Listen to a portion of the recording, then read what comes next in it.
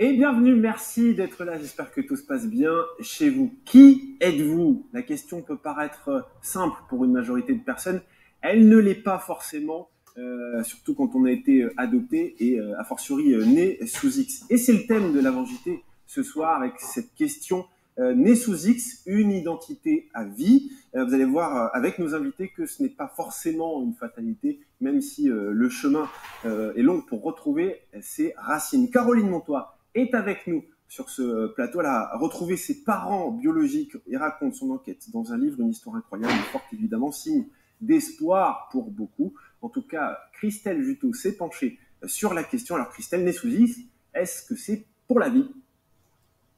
Salut Simon. Ce X, c'est comme un chromosome en trop qui colle à la peau de ces enfants toute leur vie. En France, environ 600 bébés naissent chaque année sans connaître leurs origines. Ils sont nés en général à la maternité et si la mère biologique ne se rétracte pas au bout de 2 mois, ils sont proposés à l'adoption. En attendant, des familles d'accueil veillent sur eux. Jusqu'à 2002, chercher ses parents biologiques, c'était digne d'une croisade. Depuis, une nouvelle loi a créé le Conseil national pour l'accès aux origines personnelles. Concrètement, un agent de cet organisme se présente à la maternité pour demander à la mère si elle souhaite donner des informations. Elle peut laisser son nom, son pli fermé, une lettre, une photo. Je t'invite Simon à regarder Pupille, un film aussi émouvant que drôle sur le sujet. À 13 ans, accompagné de l'un de ses parents adoptifs, ou seul, à la majorité, l'enfant né sous X peut réclamer ses documents. Ensuite, l'organisme contacte la mère biologique par téléphone. Celle-ci peut de nouveau décider de rester anonyme. Toute sa vie, elle peut lever le secret de son identité, mais cela ne remettra pas en cause la garde de l'enfant.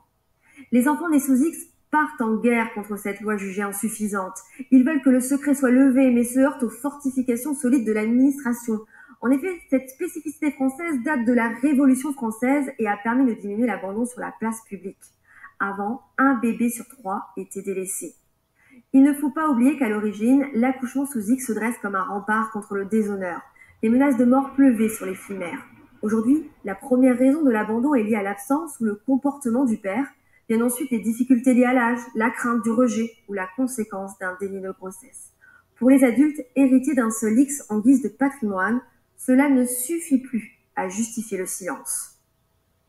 Effectivement, merci beaucoup Christelle. Caroline Montois, bonsoir, merci d'être avec nous, comment ça va bien? Bonsoir Simon, ça va très bien. On est ravis de vous recevoir sur ce plateau. Pareillement. Alors, vous êtes né sous X, justement on va voir votre procès verbal d'abandon, on appelle ça comme ça. Et oui, le PV d'abandon. On ne sait pas grand-chose, on a votre date de naissance, votre lieu de naissance. On sait aussi que votre mère biologique s'appelait Simone, Voilà. Mais on ne sait pas beaucoup plus finalement.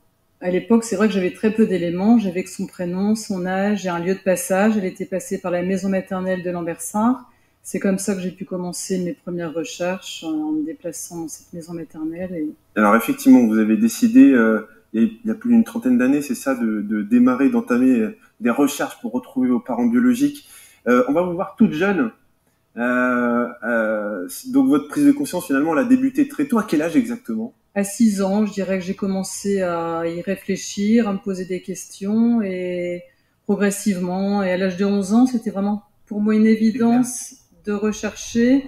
Et c'était un peu pour moi comme une promesse qui m'était donnée de les retrouver un jour. C'était une évidence pour moi. Personne ne pouvait s'y opposer, j'allais forcément trouver. Une histoire personnelle, une quête que vous racontez dans un livre avec quelqu'un que l'on connaît bien ici, Jean-Luc Douchet, voilà. Anna, née sous X, la terre qui m'était promise aux éditions Salvator. Ça n'a rien de facile, évidemment. C'est une quête qui peut durer longtemps. Donc c'est vrai qu'il faut être tenace, il faut y croire et puis il faut... Des fois, il y a des surprises, des fois pousser les portes. Il y a des bonnes surprises, heureusement. C'est vrai que j'ai été chanceuse d'avoir pu retrouver et mes parents et la fratrie du côté maternel et paternel. Donc c'était vraiment pour moi une chance. Vous disiez qu'il faut parfois pousser les portes. Vous diriez que c'est plus facile aujourd'hui, finalement? Ça l'est davantage peut-être déjà depuis 2002, avec la possibilité effectivement de faire des recherches. Et le CNAOP qui s'est mis en place, qui est un centre national d'aide aux recherches d'origine personnelle et qui peut aider justement et les mamans à lever le secret et les enfants nés sous X à retrouver leurs parents, aussi bien leur mère que leur père. Voilà, en tout cas, les mères peuvent passer aussi par le CNAOP pour lever le secret, et puis si leur enfant un jour à tout moment d'ailleurs, ça c'est possible. Voilà. Ça, il faut le savoir, il faut le dire. Oui, c'est vrai. Il y a pas, à tout moment, c'est tout à fait, tout est toujours possible. Pourquoi c'est important pour un enfant de savoir d'où il vient? Quelque part, connaître ses parents biologiques, c'est se construire un peu aussi son identité, finalement. Disons que de venir de nulle part et de personne, pour s'enraciner, c'est un peu difficile. On a besoin de trouver son identité et voilà, de pas être comme un oiseau sur la branche qui ne sait pas trop vers où aller. Je pense que pour pouvoir faire des projets, il faut savoir de qui l'on vient. Ça, c'est votre mère, ça, c'est ma mère, vous l'avez retrouvée en 2004.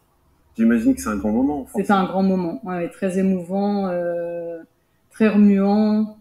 Qu'est-ce qu'on se dit à ce moment-là quand on... Écoutez, justement, qu'est-ce qu'on se dit? C'est la question. Il y a tellement de choses. Oui, il y a tellement de choses, on ne sait pas par quoi commencer, on est plein de questions, le pourquoi du comment, pourquoi l'abandon déjà, et puis connaître l'histoire, c'est une libération et ça permet d'avancer, d'aller plus loin dans autre chose après. Alors, on va s'intéresser justement aux mères qui accouchent sous X. On va retrouver Hélène Lalou en duplex avec nous. Bonsoir Hélène. Alors, vous êtes coach en adoption. Et vous avez été vous-même adopté, vous avez créé un groupe sur Facebook pour permettre aux mères qui accouchent sous X de parler, de témoigner, parce qu'on les entend pas forcément beaucoup. Oui, c'est tout à fait ça. Moi, dans tout mon parcours, j'ai pu repérer que les enfants adoptés étaient accompagnés, les parents adoptifs aussi, et qu'au final, les mamans qui ont accouché, qui ont porté ce bébé pendant 9 mois, n'étaient pas forcément accompagnées et n'avaient pas forcément de lieu où elles peuvent se libérer, où elles peuvent libérer leurs paroles.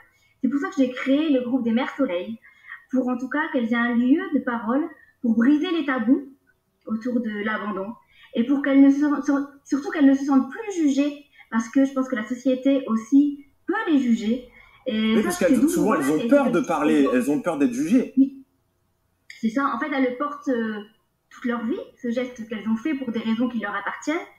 Et le jugement, la honte, la culpabilité, c'est des mots qui reviennent très souvent en fait dans leur bouche après avoir fait ce geste-là, et ça, elles le portent toute leur vie.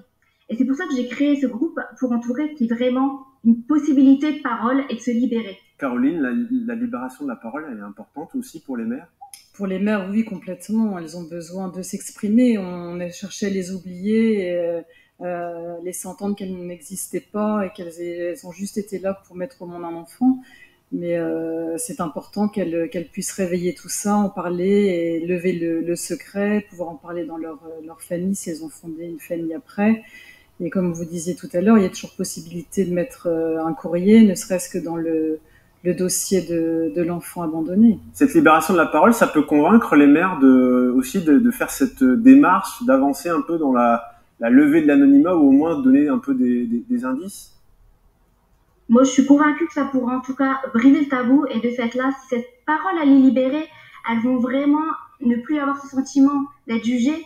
Et c'est, je pense, ce sentiment de jugement quand même qui est difficile pour elles et qui fait qu'elles peuvent pas, en tout cas, se sentir complètement libres et libres de ces souffrances en fait qu'elles vivent au quotidien vraiment. J'ai pu récolter des témoignages où elles le disent, toute leur vie elles portent ce poids-là sur elles. Est-ce qu'elles font la démarche, les mères, de chercher leurs enfants? Ça peut arriver, ça? Oui. Elles cherchent, mais alors ça dépend aussi.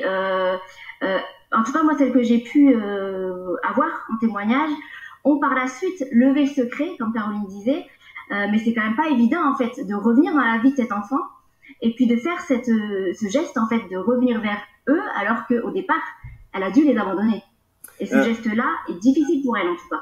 On a parlé du tabou pour les mères. Est-ce que pour les enfants, cette question aussi peut être tabou dans les familles? Ça peut l'être. Il y a des familles adoptives c'est implicite, même sans en parler. On sent qu'il y a quand même une barrière, où il y a quelque chose qui fait qu'on s'empêche de mettre en place des recherches, effectivement, de peur. Ils ont peut-être peur d'être rejetés, oubliés, ou le fait qu'il y ait deux parents, de ne plus trouver leur place en tant que parents adoptants, très, très certainement. Hélène, cette question du tabou, elle est essentielle finalement. Le but, c'est de pouvoir se libérer et de parler. Je voulais rebondir un peu, oui, justement, ce que Caroline disait, c'est que en tant qu'enfant adopté, ce conflit de loyauté qu'il y a entre les parents biologiques et les parents adoptifs existe quoi qu'il arrive. Et justement, cette libération de la parole pourra aussi permettre aux enfants adoptés de pouvoir aussi penser à leurs parents biologiques sans non plus se sentir coupables vis-à-vis de leurs parents adoptifs. Et ça, je pense que ça peut libérer énormément de choses aussi pour les enfants adoptés. Évidemment. Merci beaucoup Hélène d'avoir été avec nous, d'avoir apporté votre témoignage Merci à et vous. bravo pour votre initiative. Chaque soir dans l'Avant JT,